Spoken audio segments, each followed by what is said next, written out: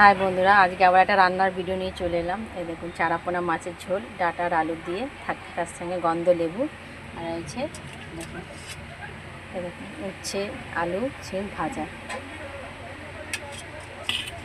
এই যে মাছ ভাজা বসাবো, চারাপোনা মাছের ঝোল হবে আজকে গরমে পাতলা পাতলা করে।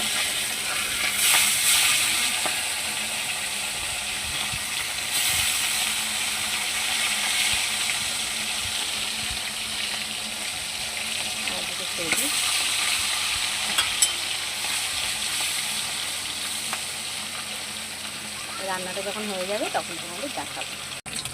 দেখো বন্ধুরা, মাছ ভাজা আমাদের হয়ে গেছে, তো মাছগুলোকে নামিয়ে নেব, তারপর তরকারিটা যখন করবো তখন তোমার সঙ্গে শেয়ার করবো।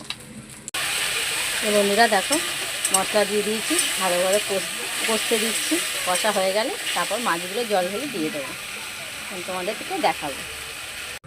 এই যে বন্ধুরা, মাছের ঝোলটা হয়ে গেছে। এই দেখুন মাছগুলো দিয়ে দিয়েছি, আলুগুলো সিদ্ধ হয়ে গেছে। ডাটা আর আলু দিয়ে পাতলা চারাপোনা মাছের ঝোল কেমন লাগলো তোমরা কমেন্ট করে বলবে।